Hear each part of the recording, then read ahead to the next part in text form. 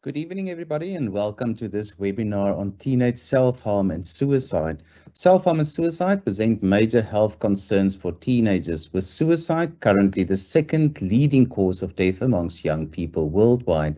This is an issue that needs to be taken seriously and dealt with proactively. However, this can be a very difficult issue to address. It is an honor to introduce our guest for tonight, Dr. Elzette Fritz. She is an educational psychologist who has been in private practice since 1997. She has extensive knowledge of the topic and does regular trainings on it at schools for teachers, parents, and learners. Elzette, thank you so much and welcome to Kiro. Hello, Johan. And yes, it is a great honor and a privilege, even though it is a very sensitive topic indeed. So, Elzette, let's start the conversation with two questions. What is self-harm and what is suicide?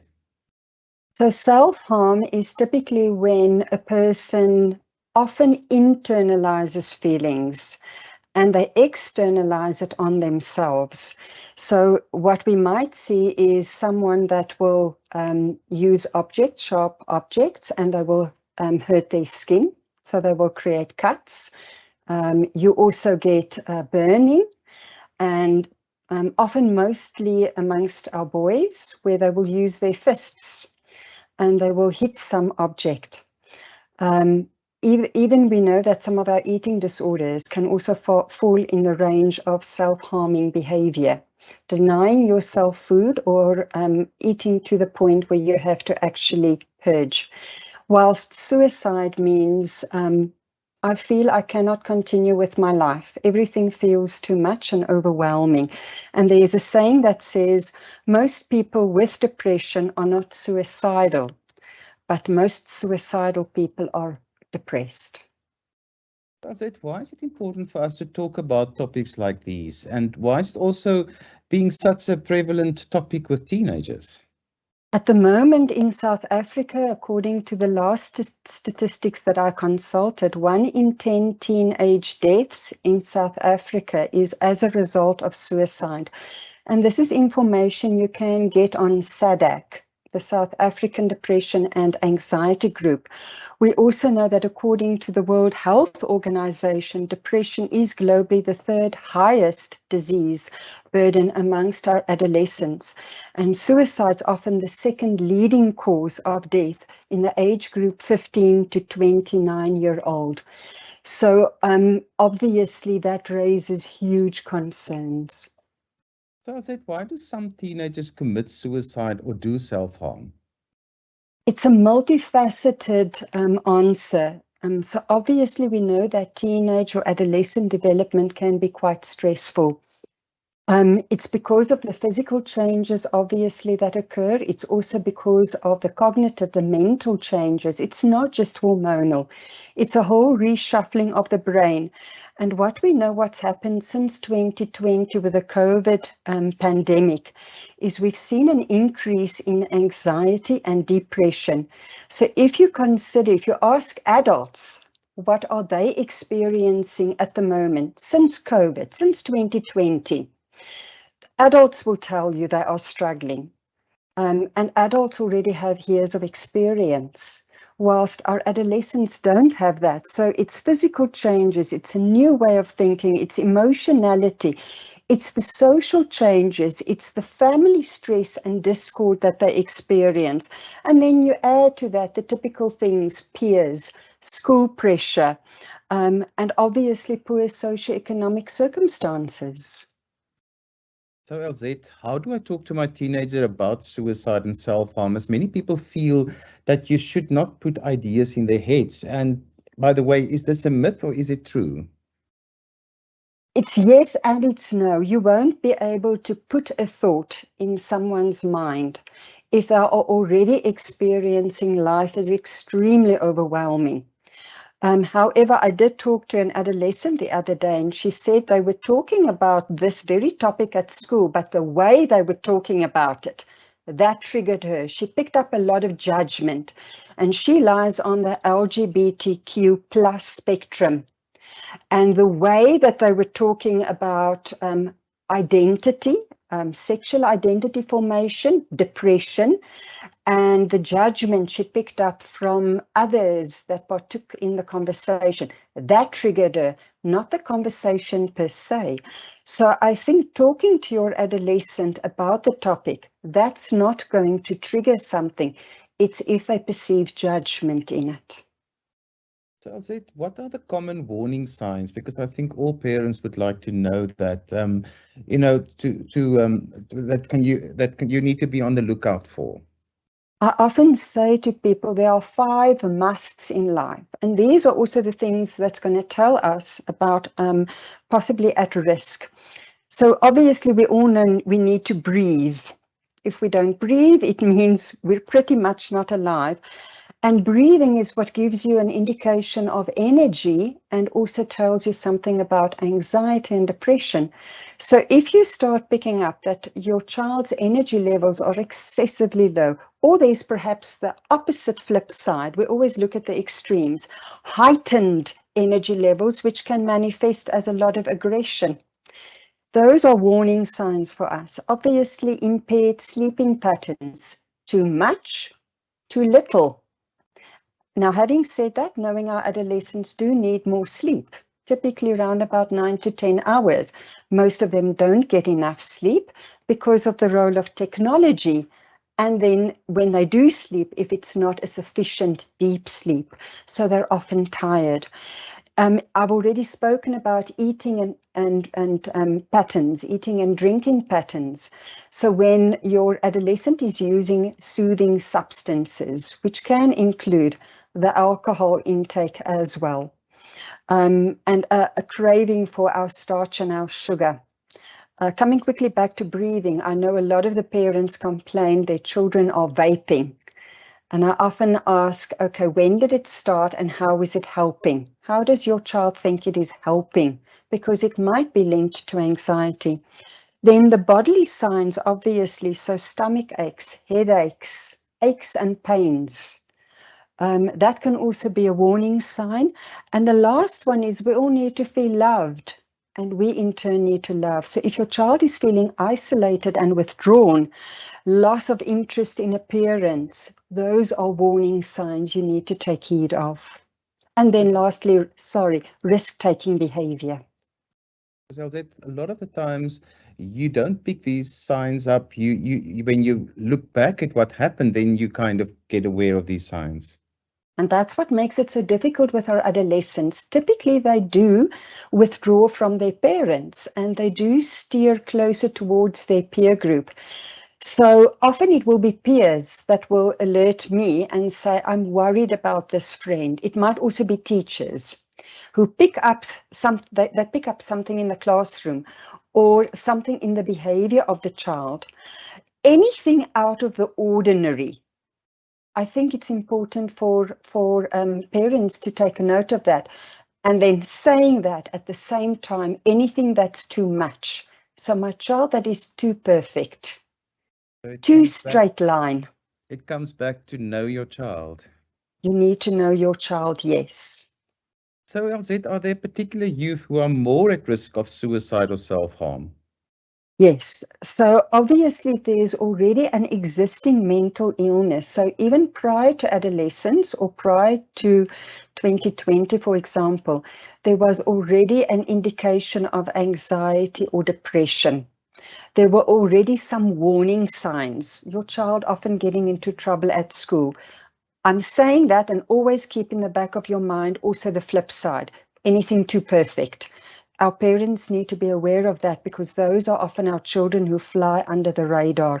Our children who previously rely on substances, so alcohol, cigarettes, marijuana, any of those signs already pose possible risks. If there's a family history of mental illness, so on both the biological parent side, if there's anxiety, depression, previous suicide attempts in the family, and obviously one of the big things is trauma, and trauma can be as simple as my child had to go to hospital for a routine procedure that went wrong. It's not just the big things that we think entails trauma. And lastly, anything that has to do with marginalization, discrimination. In other words, I don't fit in. So that's often identity. And with that, sexual identity. So, Elzette, is there an increased risk for suicide or self-harm because of bullying behavior? It definitely poses a risk, specifically for my child who already has a low self-esteem, my child who already feels I'm not good enough.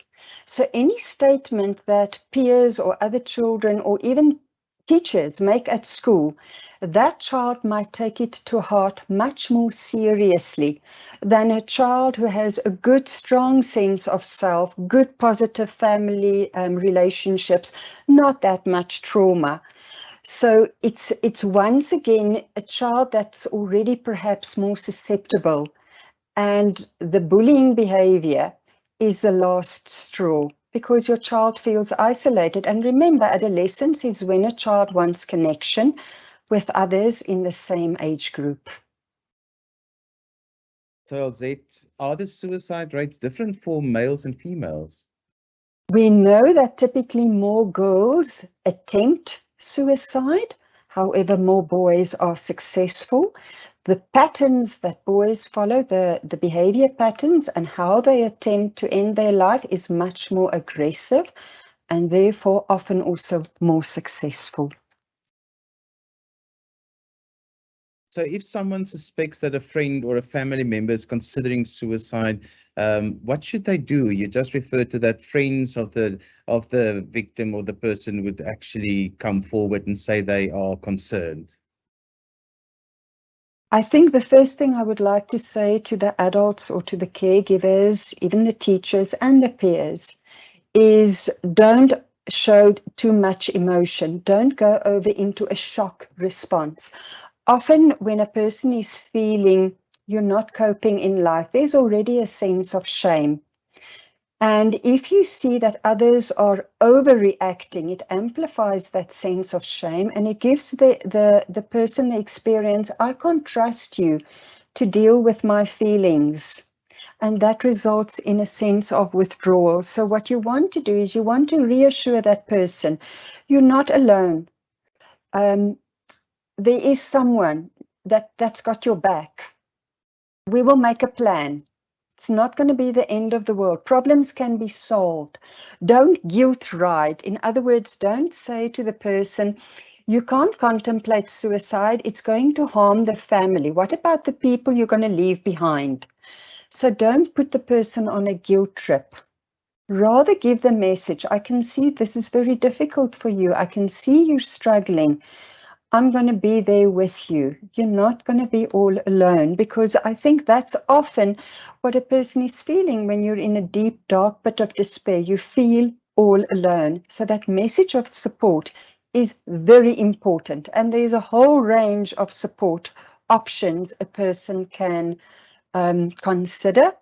It is therefore very important to connect with that person on the level where they are and don't trivialize it. Don't say, oh, tomorrow you're going to feel better, because maybe this person has been dealing with it for quite a long time. And for them, it really feels completely overwhelming. For them, it is justifiable to feel the way they are feeling. So, Elzette, we just said in a question or two ago that it's important to know your child. Do you have some general tips for parents on how to have an open and trusted relationship, especially with a teenager, because they just want to shut their doors and shut you out and they don't even want to be seen with you?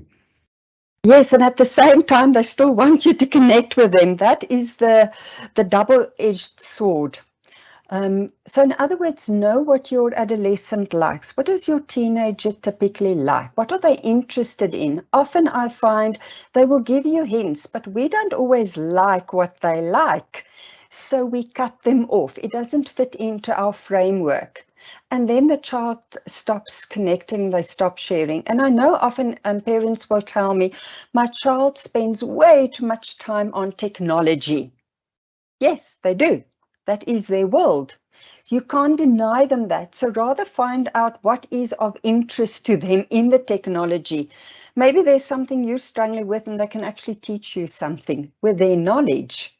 You use those moments, those opportunities to start engaging in a conversation.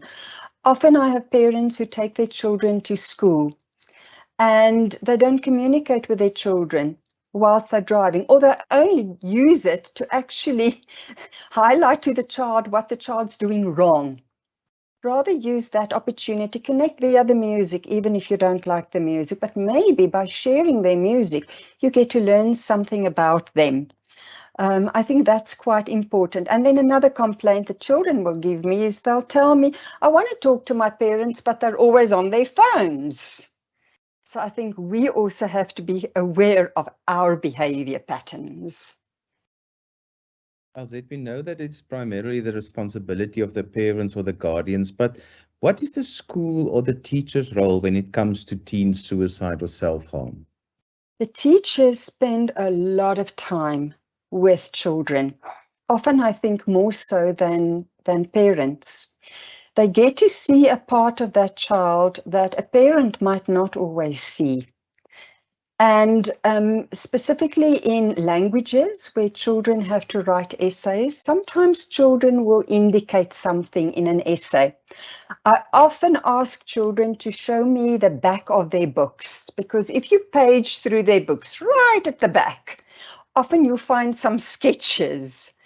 The adults don't always like those sketches because often they're not very pleasant to look at. Also in art, so art teachers, but often it will portray what the child is feeling and what they're experiencing, and that can actually open a door for communication.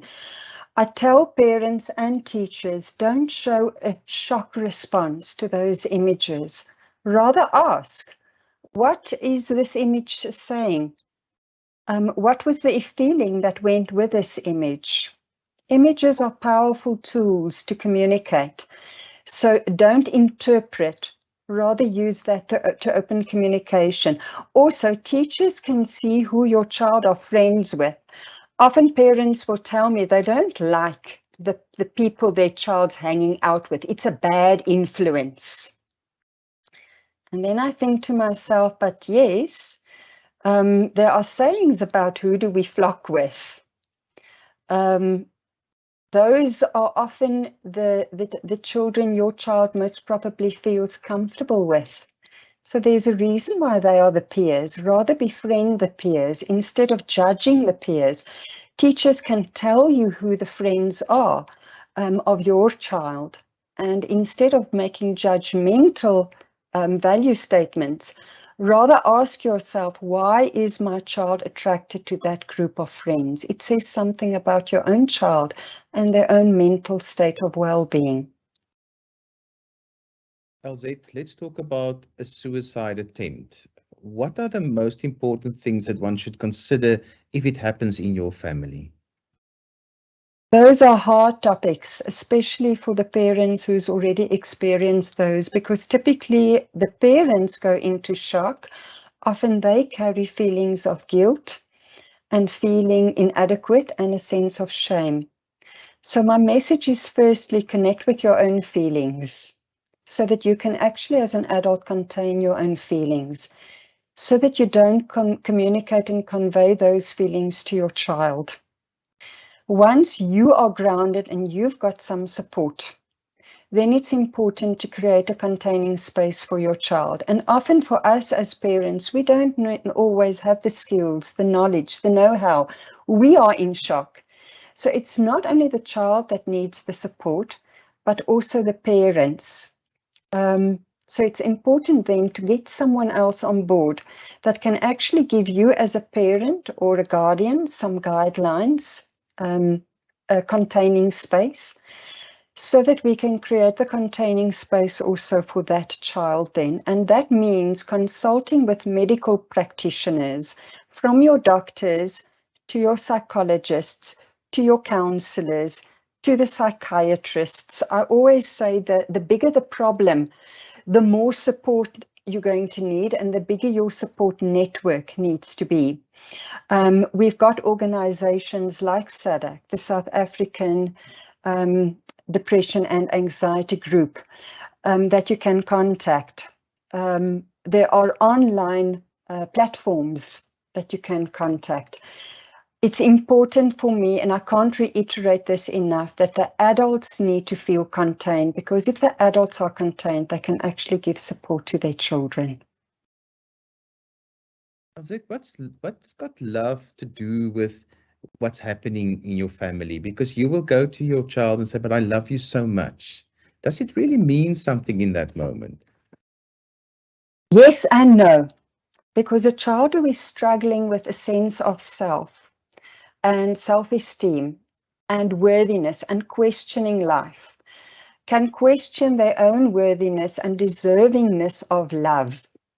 When you're in the deepest, darkest pit of despair, your thinking isn't logical. So often a person can think, my parents, my family, the world would be better off without me.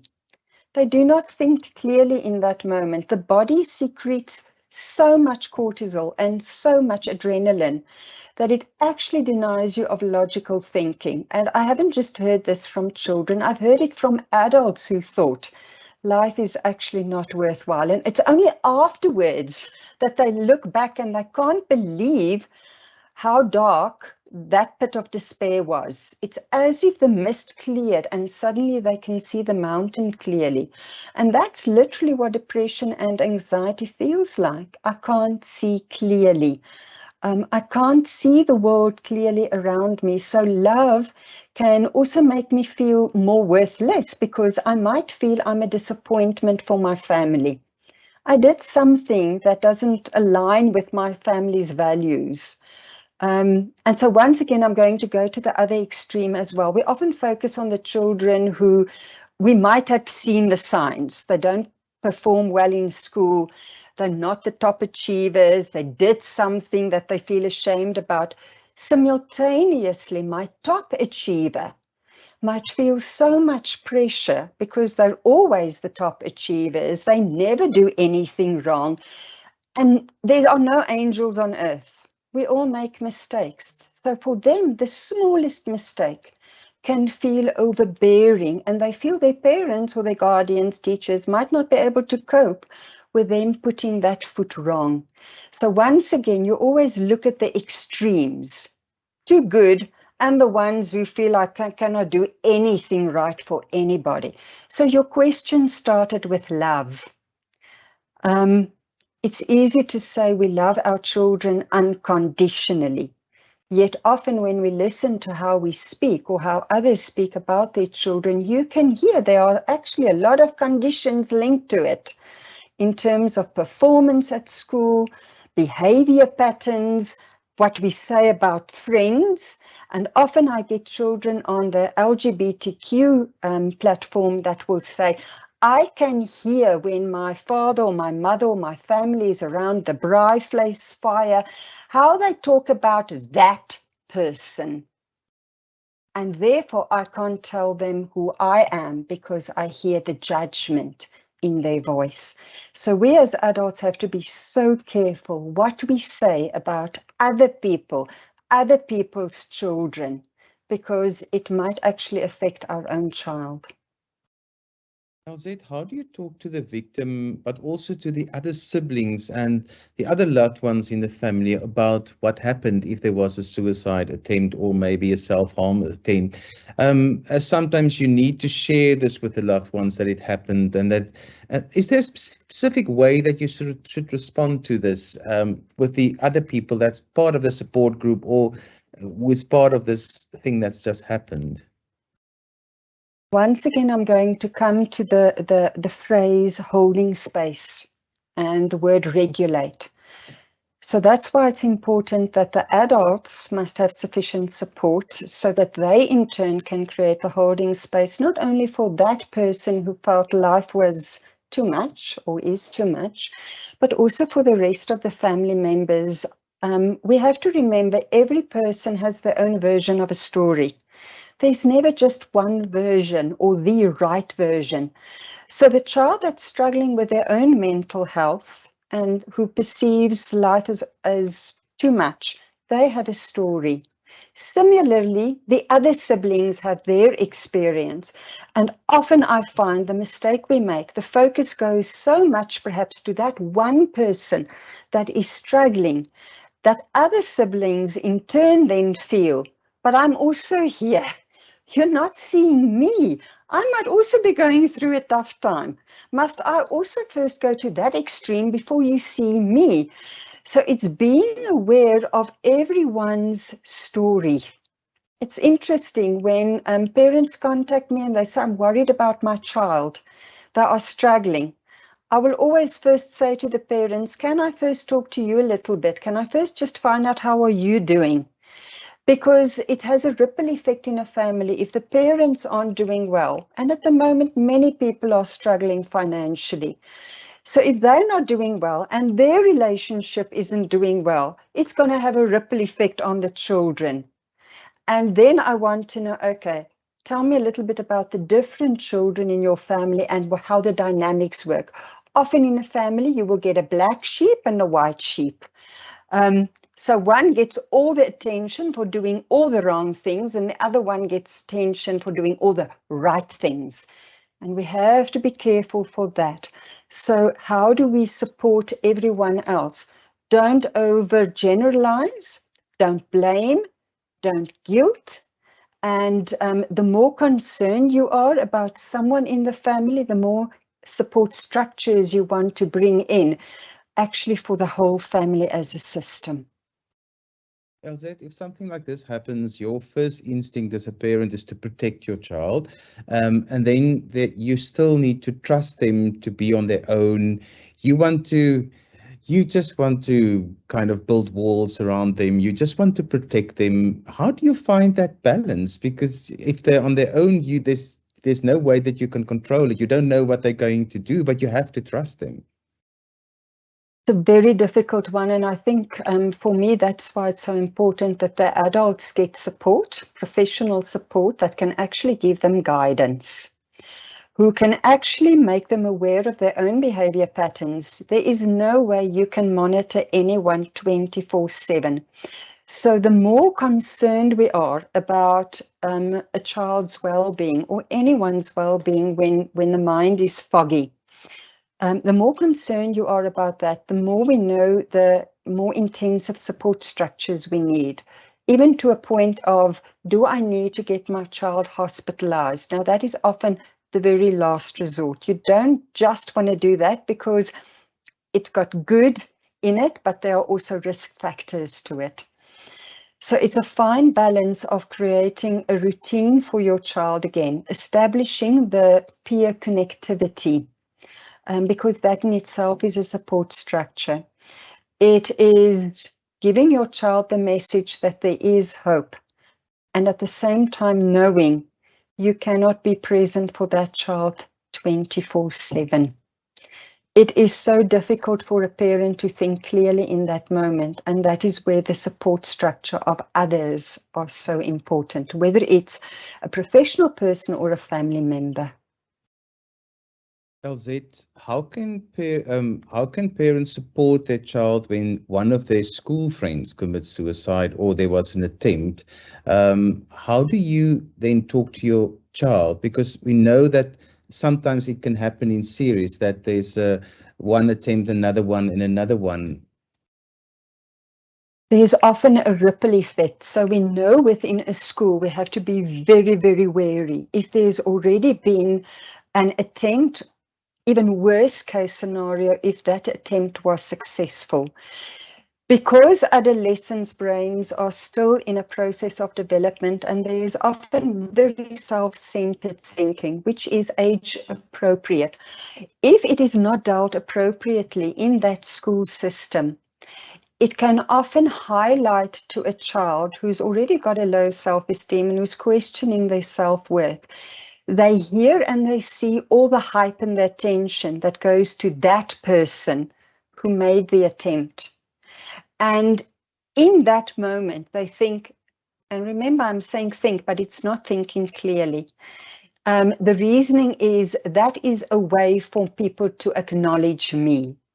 That is a way for people to know me.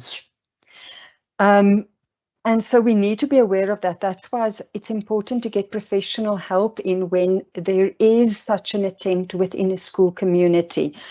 And even if there are counselors or psychologists in that school community, they too are traumatized. So they actually need assistance from outside. You can't then rely on the school counselors and the psychologists in that school community.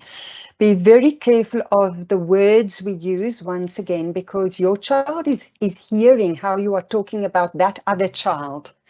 And in that moment, your child is getting a lot of messages. So whether you are shaming or whether there is guilt that's being placed, be aware of your discourse and rather see how can you open up communication with your own child. When external comes from external counselors or psychologists to such a school community, they guide the school community in what to do and what rather not to do. Don't fixate too much on what had happened there, rather focus on acknowledging the grief and what the school community is going through. Elzette, when mental health is prevalent in your family, from what age should I be concerned or start looking out for signs of anxiety disorders? Anxiety disorders, specifically if it's prevalent in the family, already show their heads. They rear their heads pre-adolescent. So I've now already had a child in grade 2 that is 7 that has started hurting him herself. I'm using him her so because I don't want to give any indication of any of my possible clients. But when you've got a child already that age, at the age of 7, that's engaging in self-harming behavior and that says, I question life. Life is not worth living. Those are serious signs. So we are seeing a prevalence in the increase of questions our pre-adolescent children are asking about life. Often they are quite sensitive in nature on a sensory level. So acute hearing, smell, touch, sight, all the senses are already very acute. And those are often my children where life can feel very overwhelming very quickly. And you need to monitor those children.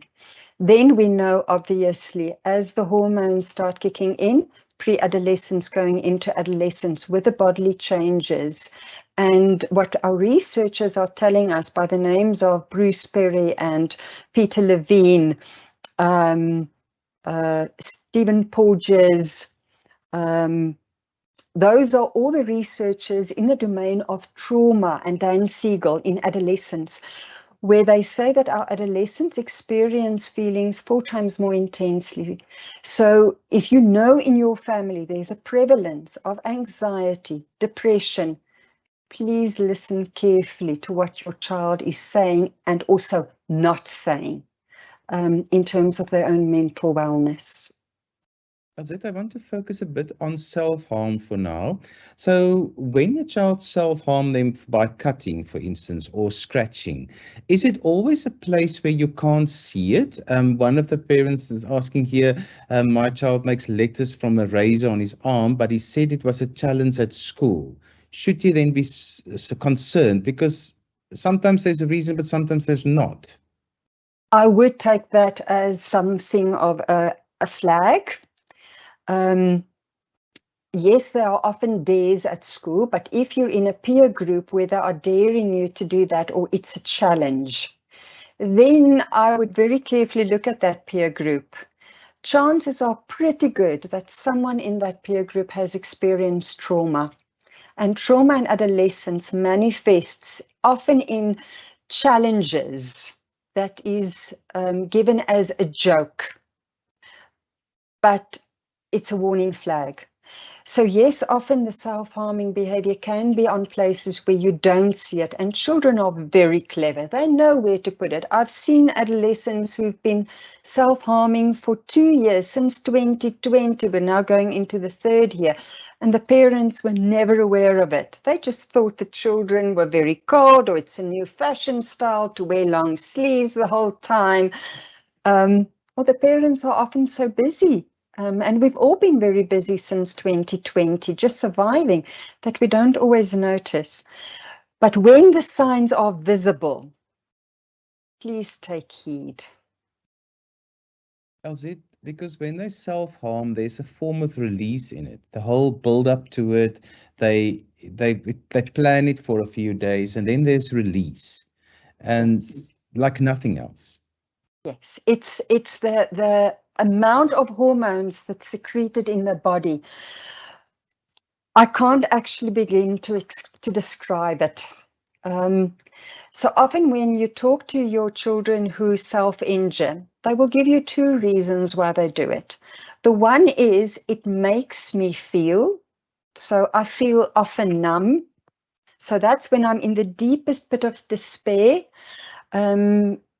I don't feel anything. I've dissociated and I've emotionally cut off so much from the world that I'm a shadow existence. I'm a shadow of myself. I'm a living zombie. But when I self-injure, I feel alive because of the rush of hormones. Simultaneously, others will tell you, I am so anxious and I'm so angry. But when I self-injure, and specifically when the blood flows and there's that numbing experience, it is so, it is a sense of euphoria. And that's why it's addictive. It's very difficult to break the pattern. You actually need to give them a something else to do. The hands need to get a something else to do. And on a hormonal level, there needs to be a something else that helps them regulate the immense ups and the immense downs. Elzette, let's talk about treatment options. Treatment options for self-harm, but also treatment options for suicide. What are your options? There's, I'm going to repeat again, the more severe you are worried, the more severe the signs, the more support structures you need to bring in. So your first option would most probably be to go on and knock on the door of a counselor or a psychologist. Often people will tell me, my child won't come to a psychologist, or they'll tell me, the other parent, the other partner, don't believe in psychologists, won't see them. Then I say, all right, will they be willing to go to the medical practitioner? Maybe you've got a medical practitioner you've been with for a very long time, your child feels comfortable with them. The stigma associated to going to the doctor is less than going to the psychologist. Unfortunately, we still do have the psychologist stigma. It is very sad because we all actually now and again need someone just to actually know what I'm going to say to them is going to be safe. They're not going to spill the beans to everyone else, and they're not going to judge me. But that besides, so a medical practitioner, psychologist, counselor. If none of those are options, maybe go and talk to a teacher at school. Sometimes you'd be surprised how freely some of the children speak to some of the teachers at school. But then that teacher in turn might need some support, because they too might not have the necessary training. The more concerned we are that this child is giving serious warning signals, the more we need to realize, okay, we might need to go the medicinal route. We might need to go and consult with a psychiatrist for medication, for anxiety, for depression, sometimes for both. We might need to consider the option of hospitalization. I say that, as I previously said, there are pros to that and there are cons to that. It is important that an adolescent, a child, must buy into the process. You get much more success if they buy into the process than when they feel it is done without consulting them. No one told them that can often trigger an immense anger response. If they can understand, this is actually to help, and you can give them options. They can go and talk to the doctor, to the counselor, to the psychologist or the psychiatrist. Which one are they going to prefer? Or the minister, the religious minister. That is also an option for some people. Often I know when they get a choice, they feel there's a little bit more empowerment, there's more control, and they are heard. Elzette, we need some clarification on the role of the school psychologist at the school. Can you just give us more clarification what that role is? The school psychologist, there's no such thing as just a school psychologist. They're not a category with the Health Professions Council. They are educational psychologists. They work at a school. So if a child wants to go and talk to a psychologist, but they don't want their parents to know, often the school might be paying the psychologist's salary. So the psychologist works for the school. Those psychologists can accept walk-ins. Obviously, we do prefer it if there is buy-in from the parents, because we can guide the parents as well. So we will ask the child, is it okay if I talk to your parents or to your guardians? To which one would it be best for me to talk to? Because we can also actually be held accountable. If a child decides they cannot cope anymore and we did not raise the alarm bell. So we also need to alert often the school principal so that we can also guide the teachers in terms of how do you support this child. You also get school psychologists, educational psychologists, not in the employment by the school, but from outside, but they work at the school and they work through medical aid. We do have walk-ins as well. Then the parents don't know about it. We open that possibility so that if a child feels I can't talk to anyone in my family because they are actually the ones who's making me feel I can't cope anymore. And often it's because of huge trauma that's happening in the family situation. Then they can come and see us. Obviously, once again, we then have to decide how are we going to render the best kind of support? Who are we going to get involved? We once again can't do it just by ourselves. It makes us accountable. Elzette, so let's come back to if you need to go to a clinic with your child. What's the reality about that? You said there were pros and cons, and that it is a daunting experience for any family to go through. It's a big thing. It is a big thing. So typically it is you need to work through a psychologist or a psychiatrist. Your medical practitioner can also assist in that regard. So you can't just take your child and get them enrolled. There are procedures you need to follow. At the moment, I know there's long waiting lists for many of the psychiatric wards. If you work through your psychologists, psychiatrists, it's easier to get placement. They will have assessments. So there's a team of people that will go through an assessment with your child.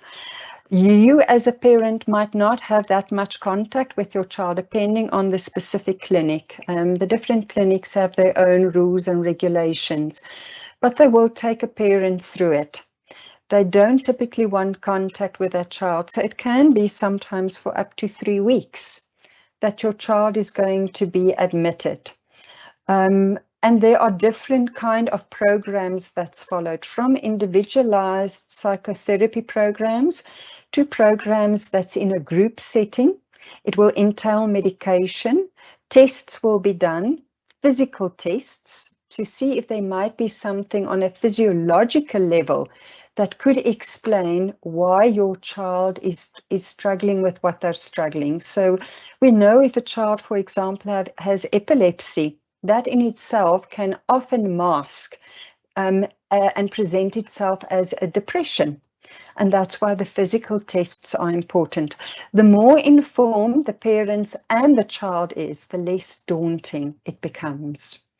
If you talk to adolescents who have been admitted, some will tell you it was really beneficial because they were out of the family situation and they could talk to others. They realized they're not alone. Whilst others told me it really wasn't good for them because they heard constantly from others that were admitted with them how terrible life is, and they learned some things they previously did not know, and it was not necessarily to their advantage. So once again, you need to know your child pretty good and well, and follow the advice from the professionals in terms of would this be a good option or not. Elzette, what treatment options are available for self-harm specifically? So for the self-harm, often it does involve a psychological treatment along with parental guidance. It is one of the, as I said, one of the addictive patterns that is not that easy to break. Often the mistake we make is we focus so much on the self-harming behavior that we forget, but what is underneath it? Why is this there? When did it start? What is feeding it? So one of my clients said to me, for example, she disclosed what her trauma in her life was, and the lack of support she felt in her family after that specific event. And the self-injury started as a coping mechanism. So what we're working on then is, but what other coping mechanisms can we bring in? Now, this is where, once again, the parents don't always like it. So a child that's vaping is at least releasing their anxiety. And now I'm not condoning vaping at all. But if I have to choose between self-injury and vaping, then maybe I might rather go the vaping route instead of physically causing damage to my own body. You're still causing damage, don't get me wrong, but we can work on that one. It's a softer, in the short term, it's a softer escaping mechanism. So we work with a child, we work with a family. We might involve medication in the process, so that is a psychiatrist, and we try and see, but what healthy options can we rather bring in versus the unhealthy coping strategies? Elzette, when it comes to your child's mental health, what can you do as a parent to support your child and to ensure that they're okay? I'm going to say to the parents, you first start with yourself. And we don't always like hearing that message. Often parents will come to me and say, they're very worried about their child. Please, I must focus on the child. And the parent is sitting there in front of me, and I can see the parent is not coping. The parent is struggling. But we're so focused on giving our children the best that we forget that our children often mirror us. We don't always like seeing that mirror. It's too close for comfort. It's in our face. So my first port of call is often, I will see how are the parents doing? How are they doing if they're together? If there's a couple, mom and dad or two partners, how are they doing? Because that sets the atmosphere in the home. Then I would start focusing on the child. And once again, what's the external help? Because your child typically might not be talking to you, or they might be very good at masking. And you do need that extra support. Regulate, regulate, regulate. That's the key word. So you as a parent, please be careful of how often you freak out. People with anxiety and depression, often it's in the genetic makeup. So typically it manifests as an OCD, obsessive compulsive disorder, because we try and control the things around us that's manageable, and we don't realize how much that can actually trigger our child. Because for us, it makes us feel better. The other thing is we often as parents fixate on marks. So we will hamper on the marks. If the marks are good, scholastic work is good, then we feel everything's under control. When you're really worried about your child, rather lessen that message. Make it a little bit softer. Rather see what else you can do to get your child to a place of I'm contained. And yes, I'm worried about my schoolwork, but we're not going to make that the be all and the end all. Rather see if you can also establish a network with friends, because the friends are support structures. You are welcome to post some questions in the Q&A if you would like to ask Elzette something. Elzette, there is a question here. Somebody asked, you mentioned food is a form of self-harm. Can you explain a bit, please? Yes, so you can get your children who don't eat at all, because it's a way of managing, and they're very body conscious. And obviously during adolescence, and if you just look in the media, that is a topic that we need to be very aware of. And once again, we as adults need to be careful. What do we demonstrate? So I'll often hear, and I'm going to say now, moms that will make derogative statements about their own body image.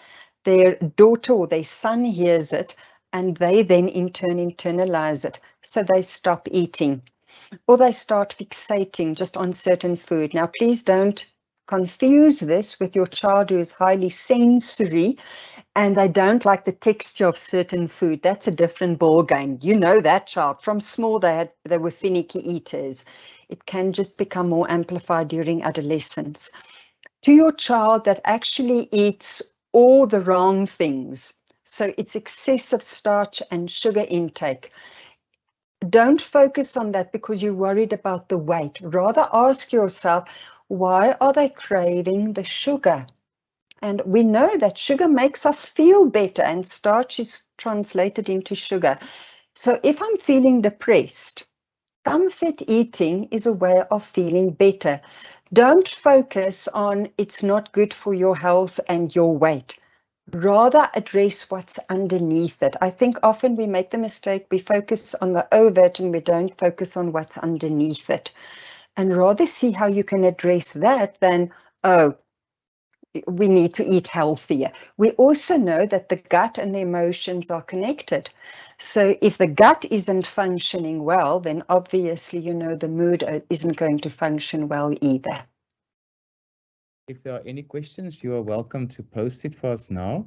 So Elzette, while we wait for some questions, if any, because we've handled most of them during the interview, any closing remarks on this topic of self-harm and teen suicide from your side? What are the important things that like the 5 things that you need to know about this topic that you always tell people, these are the 5 things that are important?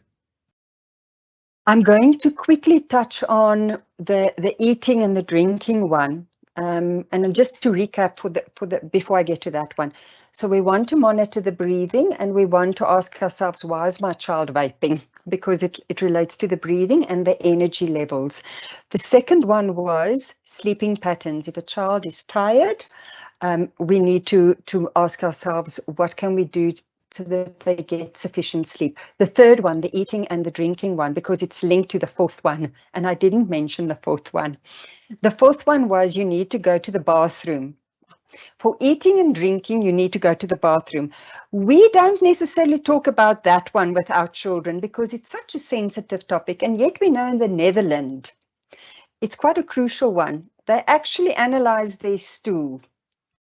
I'm going to leave a moment for that, because the stool says a lot about what's going on in the gut. And there's a lot of research at the moment in terms of irritable bowel syndrome, the link with anxiety and depression and mood. And just on that topic, there's a physician in the Cape that knows a lot about this topic, and how the influence also of hypnosis on addressing irritable bowel syndrome and the mood. So we want to actually have those discussions with our children from a younger age. I know it's a sensitive topic, but actually a very important one. And that last one was, I need to feel loved and I need to love someone in return.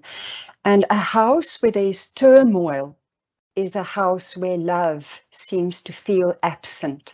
So when there's strain in the marriage, when there's been a death, when there's been a very serious illness, that household carries a lot of strain, and that household needs a lot of support structures. I think we've answered all the questions. Elzette, thank you so much. It was amazing to talk to you about this topic. What is very important for me is we came back to it time and again about knowing your child. You need to know your child and to make time for your child. And to, when this happens, is just to stay calm and think about yourself as well during this process. So thank you so much for sharing all your pearls of wisdom, and we hope we can do a similar talk on other subjects and other topics soon. Thank you to you and to Kiro. I think this was a wonderful opportunity.